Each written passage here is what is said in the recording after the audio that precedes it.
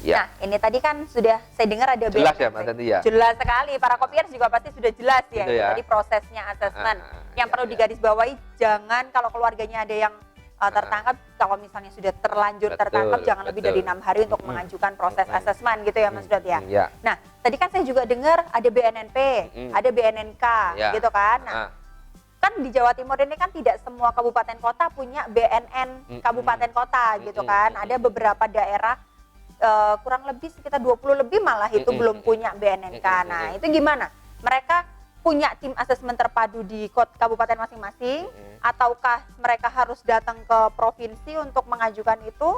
Gimana Mas? Ya, jadi tenang Mbak Tandi, ya kan. Jadi BNNP Jatim ini sudah membuat suatu formulasi. Wah, ya kan? formula ya. Sudah membuat inovasi. Bagaimana sih nanti kabupaten ini yang belum ada BNNK, kabupaten maupun kota. Jadi Pak Kepala BNNP Jatim beserta Kepala BNNK jajaran ini sudah menentukan area, ya kan, wilayah, lokasi.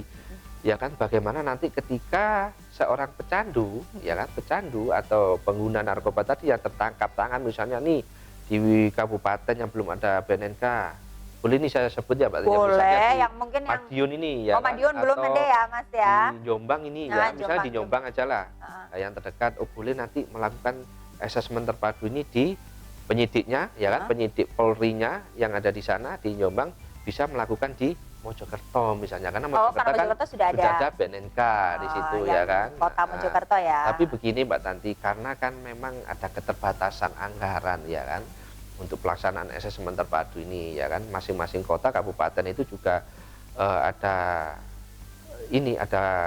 target tersendiri ya kan, ada jumlah berapa kasus nanti yang ditangani. Nah, ketika nanti misalnya nih Mojokerto atau Sidoarjo ini targetnya misalnya 10 atau 20 tahun ternyata sudah terpenuhi, ya nanti bagaimana misalnya kabupaten yang belum ada BNNK, bisa langsung ke Provinsi Jawa Timur.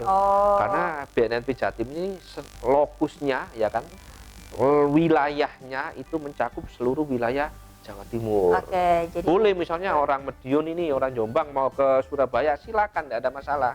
Boleh ya, boleh datang ke provinsi karena ketemunya sama Mas Dode nanti nih kan. Yang sudah terkenal seantero Jawa Timur Mas ya, belum seantero nasional. Iya tadi. Jadi bisa datang ke provinsi, jadi boleh ke kota, kap atau ke provinsi gitu ya. Misalnya teman-teman penyidik di wilayah ini pengen jalan-jalan ke Surabaya ya kan, pengen lihat Surabaya, ibu kota Jawa Timur ini. Pengen nyoba makan rujak cingur sekalian gitu kan ya, boleh ya. Memang sesuai aturan, memang lokus kita BNNP Jatim ini boleh melaksanakan tugas asesmen di seluruh wilayah Jawa Timur, Provinsi Jawa Timur. Ada biaya nggak sih Mas kalau ini ada proses asesmen gitu itu? Keluarga mengeluarkan biaya ada apa enggak sih kalau kayak gitu? Ini kan yang paling penting ya kopier ya, karena kita kan siapa tahu nanti waduh pakai asesmen nih prosesnya aja panjang, yang diajak juga banyak, jangan-jangan biayanya mahal gitu kan. Nah ini kira-kira ada biaya nggak Mas? Nah ini sudah sering kita bahas ya Mbak Tati ya, sudah sering disampaikan oleh pimpinan kita baik di BNN pusat, BNN provinsi maupun di wilayah kota maupun kabupaten, bahwa asesmen yang namanya asesmen terpadu ini tidak ada biaya, gratis, dibiayai oleh BNN. Wow, perlu digarisbawahi ini gratis ya, tis ya. Untuk pelaksanaan asesmen terpadu ini nggak ada biaya.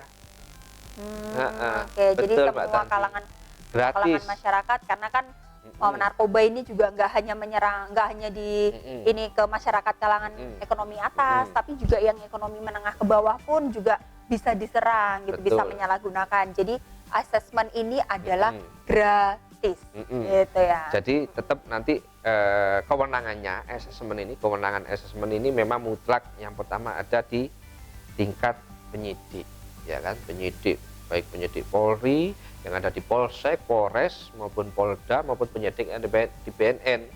Mereka yang memang memiliki kewenangan penuh untuk mengajukan asesmen ini di BNN.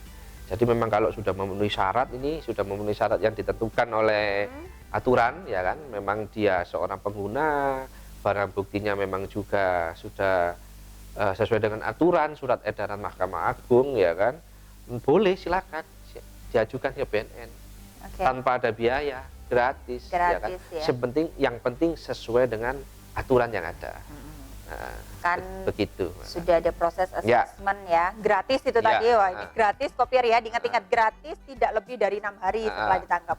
Kemudian Sebentar, Mbak Tanti, ini ngomong-ngomong masalah gratis, ini kopinya gratis atau enggak ini? oh iya, saya sampai lupa Iya, Mas Dot ya. gimana, biar nggak Oke, tegang oke, ini. silakan Kita, silakan kita dicoba kan dulu nih share-share kopinya. ini ya kan? Ini kan namanya Serius tapi santai masyarakat. jangan lupa ngopinya Betul, gitu ya. Ya monggo Mas. biar Dot. paham apa yang kita jelaskan tapi dengan santai, nggak relax kan itu ya kan. Ayo, ayo. Boleh nih gratis Boleh, ini ya. boleh, gratis ini, Iya, gratis ini, gratis ini ya. gratis. Oke. Silakan Mbak Tanti.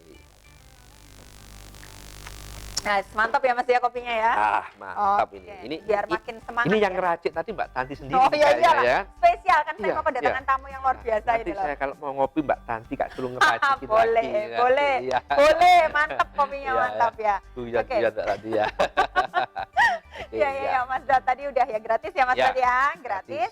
Kemudian rehabnya nih Mas, kan Mm, tadi udah ada putusan hakim, oh ternyata dia cuma pecandu, mm, berarti tidak dihukum gitu Mm-mm. kan, berarti direhab. Nah itu Mm-mm. proses rehabilitasinya gimana? Ya, ini saya jelaskan lagi nih berarti saya kupas Oh iya iya, Mas lagi. Dodi di sini memang hadir untuk menjelaskan Mas. Ya, saya kupas lagi ya. Tadi belum saya jelaskan ini Mbak Tanti ya kan, bahwa pengguna narkoba ya kan, pengguna pecandu yang sudah tertangkap tangan itu tetap meskipun di asesmen oleh tim asesmen terpadu, nanti vonis, nanti rehabilitasi bagi pecandu itu tetap menunggu vonis dari hakim.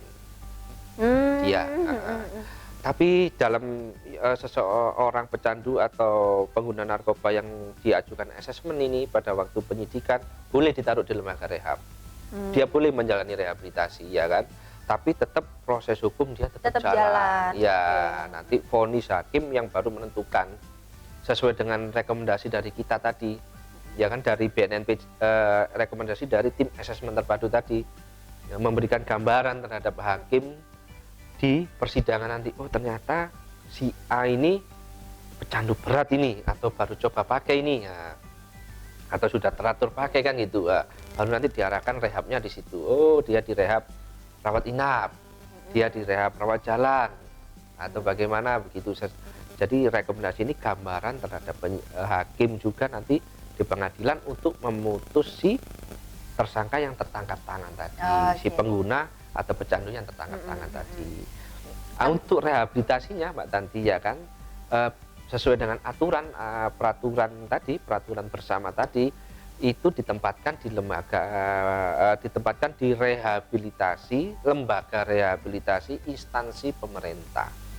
Baik itu yang di bawah Kementerian Sosial, lembaga rehabilitasi yang di bawah Kementerian Sosial, maupun lembaga rehabilitasi yang di bawah Kementerian Kesehatan boleh, atau lembaga rehab yang memang dimiliki atau dikelola oleh BNN tersendiri. Tapi sayangnya Mbak Tanti, tapi tidak apa-apa lah, ini nanti ke depan di Jawa Timur kan memang belum memiliki nih, BNNP Jatim ini belum memiliki lembaga rehab yang dikelola oleh BNN sendiri. Oh, belum ada ya. Iya, belum Jadi ada. bekerja sama dengan Ya, lembaga rehab dari Kementerian Sosial atau maupun Kementerian Kesehatan itu Kementerian tadi ya. Kesehatan, Nah, itu ya. mereka pecandu itu bisa milih atau juga ditentukan dari hasil asesmen terpadu tadi. Rekomendasi itu, oh saya mau direhab di Kementerian Ya. Sosial saja gitu. Nanti itu yang menentukan juga hakim. Oh, masih tetap. Jadi hakim, keputusan ini ujungnya ini masih dari hakim nanti ya. Beliaunya Bapak Hakim ini nanti yang menentukan, oh dia nanti direhab di sini gitu. Dengan melihat tempat rehab yang sudah ditentukan oleh pemerintah di Jatim ini. Kan memang ada beberapa lembaga rehab yang ada di Jawa Timur ini. Banyak ya Mas ya. Banyak, tersebar di Jawa Timur ya. ada, Jadi nggak usah khawatir gitu ya. Saya kasih contoh saja. Contoh, ya, oke. contoh. Kalau di Surabaya ini, kalau yang miliknya rumah sakit yang dikelola oleh Kementerian Kesehatan ada di Rumah Sakit Menur, RSC Menur. Oke, itu di bawah Kemenkes. Kalau Kemensos ada yang di bawah Kemenkes? Ada beberapa yayasan yang dikelola berupa oleh yayasan yang dikelola oleh Dinas Sosial untuk menjalankan program rehabilitasi ini. Ada, ini contoh saja ya kan, ada, kita sering kerjasama dengan Yayasan Plato atau Orbit ya kan, atau Yayasan Bambu Nusantara. Ini sudah tersertifikasi bisa menjalankan rehab ya Mas mereka ya. memang sudah di skep ada surat keputusan mereka untuk melakukan menjalankan program rehabilitasi ini. Begitu. Ada lagi satu lagi untuk rumah sakit ini yang sering kerjasama dengan BNN juga, ada di Rumah Sakit RSJ Lawang di Malang, di Malang, lokasinya. ya. Ya, jadi nanti Pak Hakim tinggal milih saja nanti di mana akan menaruh atau menempatkan para pecandu, para pengguna yang diproses hukum ini tadi. Oke. Jadi kesempatan untuk rehab itu kesempatan untuk sembuh ya Mas ya. Sembuh ya mereka ini ya. Begini, Itu ini bisa. saya kasih bocoran ini Pak tadi. Waduh, Ya kan? bocoran apa Kasih ini informasi Mas? saya Oke, kasih para kopiar ini ya. bocoran untuk kopiar juga ya para kopiar ya. Jadi sebenarnya pecandu narkoba, ya kan pengguna narkoba itu kalau direhabilitasi dalam ilmu rehabilitasi itu mereka bukan sembuh tapi pulih. Oh gitu. Tujuan rehabilitasi ini untuk memulihkan para pecandu narkoba ini, ya kan, menjaga dirinya untuk tidak menggunakan lagi. Nggak bisa sembuh ya Mas ya. Maksudnya beda gitu ya kalau sembuh. Bahasanya bukan sembuh tapi Pulih ya, Iya. keterpulihan Iya. gitu ya. Kalau di ilmu rehabilitasi ini seorang pecandu narkoba, pengguna narkoba ini diibaratkan sebagai seseorang yang sakit stroke, Mbak Tanti. Yang sakit stroke. Jadi suatu saat kalau dia tidak bisa menjaga dirinya dengan baik akan kambuh. Oh gitu. Jadi kenapa kok tidak bisa maksudnya pulih tapi bisa kambuh lagi? Iya, itu ya. makanya dilakukan rehabilitasi ini. Rehabilitasi Gitu. menjaga supaya mereka tidak kambuh. Betul, iya. Jangan sampai kalau sudah rehab, sudah tahu rasanya kecanduan narkoba itu nggak enak, jangan sampai kambuh gitu Iya. kan. Itu kan tujuannya itu kan supaya nggak kambuh. Gitu, Nah, Mbak Tanti. ini kan Mas Rudi ini saya berterima kasih ya karena Iya. sudah sangat jelas informasinya Gitu, ya mulai dari awal tadi bedanya pecandu, kemudian perlakuan hukumnya sampai dengan asesmen terpadu tadi kan. Jadi tim asesmen terpadu itu orangnya, anggota individunya. Iya. Yang dikerjakan adalah asesmennya. Betul, Yang asesmen nanti pemeriksaannya yang menjadi rekomendasi hakim untuk menentukan apakah pecandu ini dihukum. Berarti kalau sesuai tema kita hari ini kan pecandu pantaskah dihukum, berarti nggak pantas ya Mas ya? Tujuan dari asesmen terpadu, tujuan adanya peraturan bersama ini memang bagaimana seorang pecandu atau korban narkotika, penyalahguna narkotika ini supaya bisa untuk menjalani rehabilitasi. Tujuannya itu, Mbak Tanti. Jadi rehab ya, jadi pecandu itu lebih baik direhab. Betul. Nah, ini juga menjawab nih pertanyaan, banyak sekali pertanyaan nih para kopier nih Mas Dodi. Ada, kita ambil satu pertanyaan ya Mas Dodi ya. Ini kan kadang ada pertanyaan dari salah satu kopier di sini. Kita kan sekarang banyak nih kasus-kasus ya yang melibatkan artis, yang terbaru kemarin artis dengan inisial JS gitu kan, banyak juga artis. Ternyata mereka hukumannya jatuhnya adalah direhab, bukan ditangkap. Tapi kok ada yang bukan artis, bukan pejabat, pokoknya orang yang tidak terkenal, maksudnya masyarakat bawah, kok ternyata ditangkap gitu kan, tidak ditahan. Ditahan. Tidak punya, apakah ada perbedaan itu? Nggak ada, tidak ada keistimewaan bahwa masyarakat yang misalnya tidak terkenal gitu ya, itu harus ditahan tapi tidak menjalani rehab. Apakah ada bedanya? Oh kalau artis oke lah rehab aja, tapi kalau masyarakat biasa tahan aja. Nah itu ada nggak sih Mas bedanya? Itu banyak sekali nih para kopiar yang bertanya kayak gitu. Jadi begini Mbak, mungkin saja ya kan, karena sebenarnya sih nggak ada perbedaan. Nggak ada perbedaan, karena mungkin yang ditangkap ini artis ya, akhirnya yang disorot di media-media ini artis gitu ya kan. Expose-nya ke artis ya. Itu. Nah, padahal meskipun siapa saja yang diajukan untuk asesmen, yang diajukan untuk rehabilitasi, bisa siapa saja untuk rehab. Jadi rehab itu bukan untuk hanya kalangan artis ya kan, kalangan orang misalnya yang memang punya uang ini untuk rehab, itu enggak, semua orang bisa untuk rehabilitasi. Bisa ya, di rehabilitasi BNNP Jatim sendiri ya kan, di klinik kita BNNP Jatim ini semua lapisan masyarakat boleh untuk mengajukan rehab ke BNN ya kan.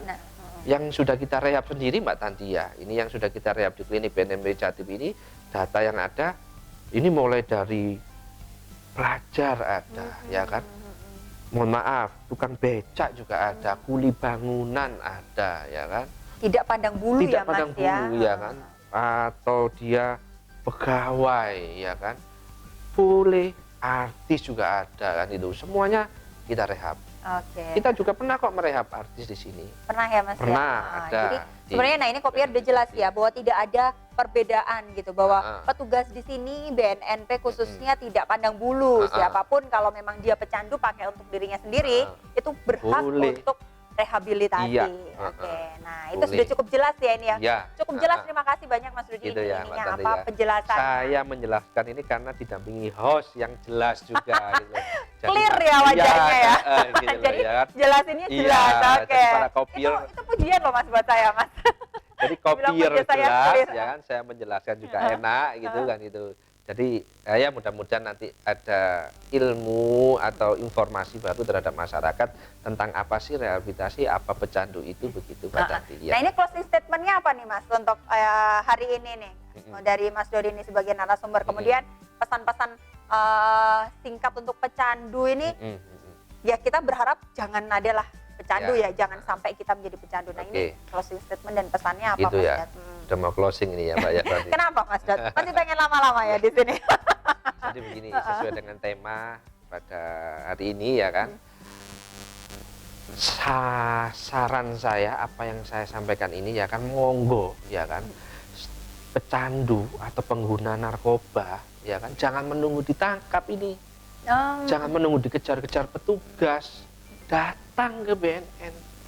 Datang ke BNN kota, BNN kabupaten terdekat ya kan. Laporkan diri Anda. Oh, bisa ya Mas ya, Bisa. aman ya, nggak akan Aman, diproses ya kan? hukum ya. Laporkan, datang ke BNN untuk rehab. Ya kan? Gratis kok, nggak bayar. Ya kan? Asesmen pemeriksaan di BNN ini gratis. Silakan monggo siapa saja mau datang ke BNN akan kita lakukan asesmen, akan kita lakukan pemeriksaan. Nggak usah ditunggu ditangkap petugas. Nanti ribet itu Nah, tadi. itu panjang lagi Ya, ya, panjang lagi. proses panjang lagi Pasti ya. akan merasakan hukuman dulu, pasti ada hukuman bagi mereka juga kan gitu, Ya. selain direhab ya kan. Datang ke BNN melaporkan diri ya kan, meskipun bukan pengguna, orang tua ya kan yang mengetahui anaknya sudah menggunakan narkoba lapor ke BNN ya kan. Tetangga yang mengetahui tetangganya, mengetahui kerabatnya, orang terdekatnya kalau sudah menggunakan narkoba laporkan ke BNN. Bukan aib gitu ya Mas ya. Ajak mereka ke BNN ya kan. Mereka akan dilindungi oleh undang-undang Mbak Tanti. Sudah ada undang-undang. Bukan BNN, bukan kami, bukan kita yang melindungi, tapi undang-undang ya kan. Di Undang-Undang 35 tahun 2009 juga ada pasal 54 ya kan, setiap pecandu korban penyalahguna narkotika wajib hukumnya untuk direhabilitasi. Nah, itu sudah ada di dalam undang-undang. Betul. Gitu. Implementasi dari pasal itu tadi monggo silakan masyarakat ini untuk melaporkan dirinya ya kan, melaporkan tetangganya, melaporkan sanak saudaranya, familinya ke BNN untuk menjalani rehabilitasi. Sukarela, secara sukarela datang ya Mas ya, itu lebih enak prosesnya. Tidak akan ada proses hukum ya kan, Nah, tidak itu sudah dikejar-kejar oleh petugas gitu. Meskipun dia nih tadi malam habis menggunakan narkoba ini ya kan, terus lapor ke BNN, wah misalnya takut nih, Pak saya habis menggunakan narkoba ya Pak, nanti saya laporan ke BNN, saya ditahan ini, saya ditahan. Enggak, meskipun tadi malam habis menggunakan narkoba, lari ke BNN untuk menjalani rehab. iya, untuk dilakukan Ya. pemeriksaan. Selama dia melaporkan diri ke BNN, tidak akan ada ancaman hukuman apa. Nah, itu dia para kopiar. Ya. Itu yang perlu diingat dan ya. digarisbawahi. Selama melaporkan secara sukarela tidak akan diproses hukum. Asesmen yang dilakukan juga gratis. Ya. Nah, gratis itu yang paling penting kan sekarang gratisnya itu, gratisnya itu. Nah, Ya, betul. oke, nah Mas Dod, ini kan juga BNN kan juga sudah banyak bekerja sama Ya. dengan instansi lain ya. Nah, ini bagaimana ini ininya apa ya, mengapresiasi Gitu. Betul Mas Tanti. Jadi kerjasama itu supaya harus terus terjalin gitu kan. Jadi tugas dari BNN ini kan memang tidak bisa diselesaikan oleh BNN sendiri ya Mbak Tanti ya. Kita masih harus bekerja sama dengan instansi-instansi terkait ya kan, lembaga-lembaga terkait maupun lembaga rehabilitasi juga yang ada di Jawa Timur ini. Jadi saya ucapkan terima kasih yang sudah mendukung program yang ada di BNN ini, ya toh, baik itu rehabilitasi maupun pencegahan maupun peredaran juga ya kan, yang sudah membantu BNN, yang sudah berkolaborasi dengan BNN untuk untuk menyelesaikan permasalahan narkotika atau narkoba yang ada di Jawa Timur ini, ya kan. Dan saya harapkan kita tetap terus solid. Kita tetap solid, terus berkoordinasi, bekerja sama bagaimana untuk memberantas narkoba khususnya di wilayah Jawa Timur ini. Tetap solid karena ini demi kemanusiaan juga ya. Kita terus terang kita ini menyelamatkan generasi muda gitu kan, supaya generasi muda kita tidak sampai dihancurkan oleh narkoba. Oke, baik, terima kasih Mas Dodi.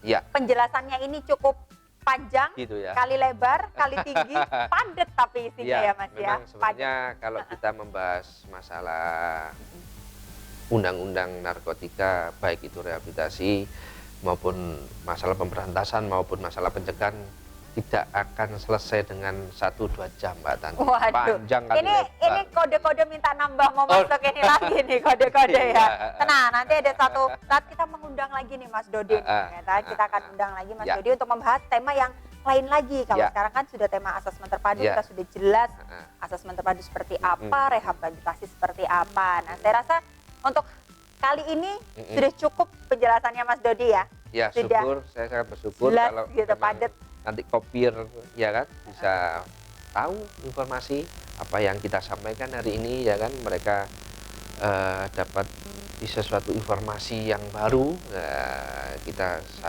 Kami sangat bersyukur lah Mbak Tanti ya. Ya, terima kasih Mas Dodi. Hari ini kita sudah mendapatkan informasi yang cukup jelas, panjang kali lebar kali tinggi nih, sampai padat berisi gitu kan ya.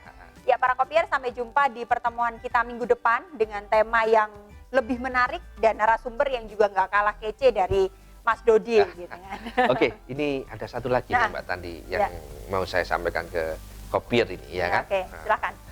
Jadi di era pandemi saat ini ya kan, di musim adanya virus corona ini, monggo masyarakat tetap menjaga diri dengan baik ya kan, menjaga kesehatan. Oke, itu paling penting Mas. Utamakan di rumah ya kan, jaga diri, jaga kesehatan keluarga, dan jangan lupa tetap jangan menggunakan narkoba. Oke. Hindari narkoba. Ya. Itu Mbak Tanti. Udah itu aja ya. Jangan sekali-sekali kita mencoba narkoba. Jangan mencoba ya. Oke. Baik, terima kasih atas tambahannya Mas Dodi. Wassalamualaikum warahmatullahi wabarakatuh. Waalaikumsalam warahmatullahi wabarakatuh.